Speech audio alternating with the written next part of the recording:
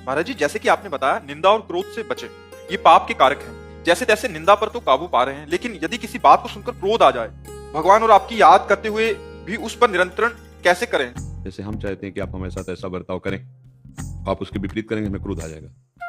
अगर हमारी कोई कामना नहीं है, हम अपने कर्तव्य का पालन करते हैं और सामने वाले पर भगवत दर्शन करते हैं, तो क्रोध आ ही नहीं सकता। जब तक हम भगवान के चरणों का आश्रय दृढ़ता पूर्वक नहीं लेते और सब में भगवत भावना नहीं करते, तब तक न काम पे काबू पाया जाएगा, न क्रोध पे, न लोभ पे, न मोह पे। सामने वाला अगर कोई भी हमारे प्रति प्रतिकूल व्यवहार कर रहा है, वो मेरे कर्म से प्रेरित है। मेरा कर्म दंड देने के लिए आया, इसलिए गाली दे रहा, प्रतिकूलता कर रहा है। मुझे अगर इस भाव को हृदय में धारण करने का सौभाग्य मिले कि मैं पवित्र हो रहा हूँ और वो कड़वा बोल रहा है, मैं अपराध मुक्त हो रहा हूँ। अगर मैंने कड़वा बोल दिया तो फिर वो अपराध हो जाएगा। हम कुछ सीमाएं हैं जिस तक तो हम सह सकते हैं। यदि हमारे कोई धर्म का नाश करने, यदि कोई हमारे गुरु की अवहेलना हमारे सामने कर रहा है, हमारे इष्ट की निंदा कर रहा है, फिर हम नहीं समझेंगे कि हम इतने तक तो क्षमा कर देंगे। इसके बाद हमारे गुरु का कोई अपमान कर, हम कहते क्षमा, धिक्कार हमारे जीवन को। हमारे इष्ट की कोई निंदा कर, हम कहते क्षमा है। हमारे राष्ट्र पे संकट आ रहा, हम कहते क्षमा।